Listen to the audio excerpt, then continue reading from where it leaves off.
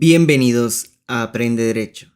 En este video estaremos hablando sobre una introducción al derecho notarial. Así que, sin más dilación, comencemos. Empecemos por definirlo. Existen muchas definiciones del derecho notarial, pero para el efecto de esta explicación usaremos la del ilustre tratadista Óscar Salas, quien nos indica: el derecho notarial puede ser definido como el conjunto de doctrinas y normas jurídicas que regulan la organización del notariado, la función notarial y la teoría formal del instrumento público. Esta definición es la más completa, ya que encuadra las doctrinas y normas jurídicas en un conjunto y por el otro lado aporta sus elementos o lo que regula, siendo estos la organización del notariado, la función notarial y la teoría formal del instrumento público. Definamos también al notario, y lo haremos con la definición más completa, la cual fue aprobada por la Unión Internacional del Notariado en el primer Congreso de la Unión, celebrado en Buenos Aires en 1948, la cual dice: el notario es el profesional del derecho encargado de una función pública que consiste en recibir, interpretar y dar forma legal a la voluntad de las partes, redactando los instrumentos adecuados a ese fin, confiriéndoles autenticidad, conservando los originales de estos y expediendo copias que den fe de su contenido. En su función está contenida la autenticación de hecho. Continuando, puede que te preguntes, entonces, ¿cuál es el objeto del derecho notarial? Y en respuesta a esta interrogante, podemos afirmar que el objeto del derecho notarial es la creación del instrumento público. Ahora bien, hablemos de las características del derecho notarial. Óscar Salas, doctor del derecho, nos presenta que algunas de sus características más importantes son las siguientes. Inciso A. Actúa dentro de la llamada fase normal del derecho, donde no existe derechos subjetivos en conflicto, es decir, donde no existe la litis. Cuando ésta se genera es campo de actuación del abogado y no del notario. Inciso B. Confiere certeza y seguridad jurídica a los hechos y actos solemnizados en el instrumento público. Esto derivado de la fe pública que ostenta. Inciso C. Que aplica el derecho objetivo condicionado a las declaraciones de voluntad y a la ocurrencia de ciertos hechos de modo que se creen, concreten y robustezcan los derechos subjetivos. Inciso D. Que es un derecho cuya naturaleza jurídica no puede encasillarse en la tradicional división entre el derecho público y el derecho privado. Esta se relaciona con el primero en cuanto los notarios son depositarios de la función pública, y con el derecho privado porque esa función se ejerce en la esfera de los derechos subjetivos. Sin embargo, en nuestra legislación la encontramos clasificada dentro del derecho público. Ahora hablemos de los principios propios de los que se sustenta el derecho notarial. Comencemos por la fe pública. Sobre esta, cabe resaltar que se discute si esta es un carácter, una calidad o un principio.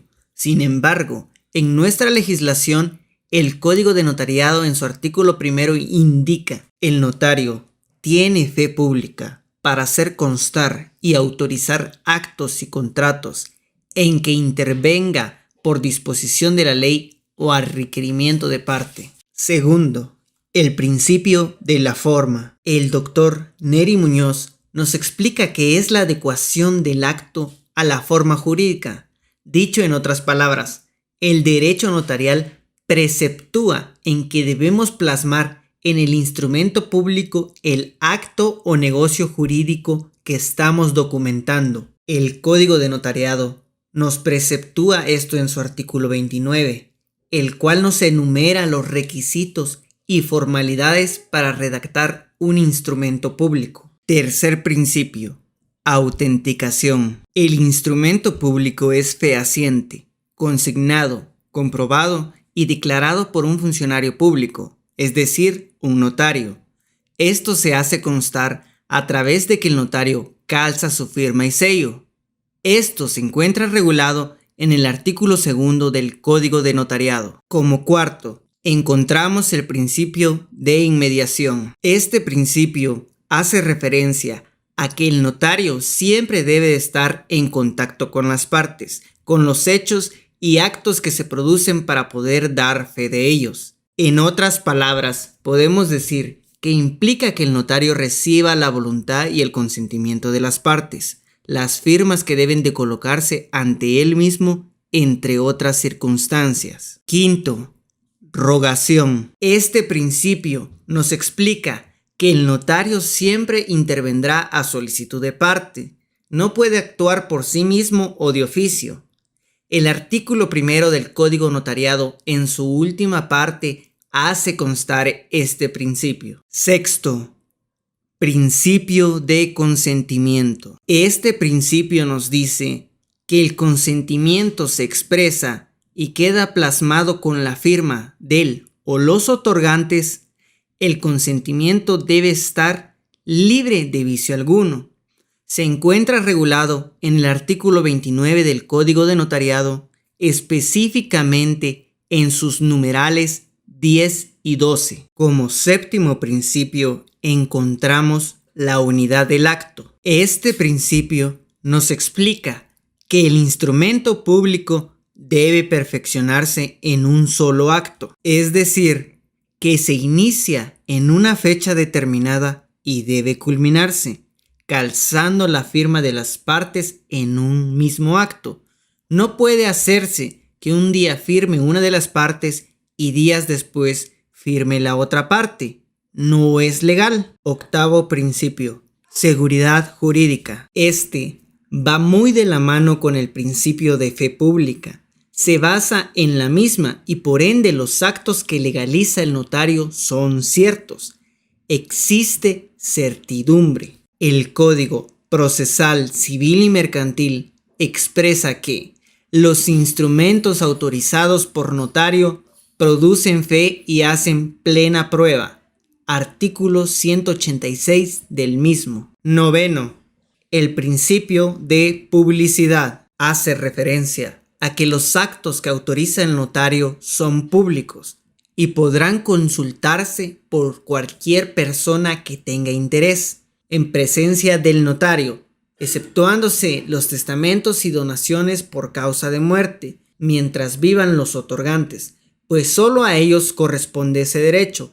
Esto se encuentra regulado en el artículo 22 del Código de Notariado. Décimo principio: unidad de contexto. Cualquier disposición que se emita para crear, suprimir o modificar los derechos y obligaciones de los notarios contenidos en el Código de Notariado deben hacerse como reforma expresa a la misma a efecto de conservar la unidad de contexto. Décimo primer principio: función integral. Este principio hace referencia a la función total que debe llevar a cabo el notario, las obligaciones posteriores objeto de un acto o contrato determinado, las cuales debe de cumplir o efectuar. Un ejemplo común es la autorización de un matrimonio. La obligación radica en autorizar un matrimonio, la cual se efectúa al autorizar el acta notarial, pero su función no finaliza aquí,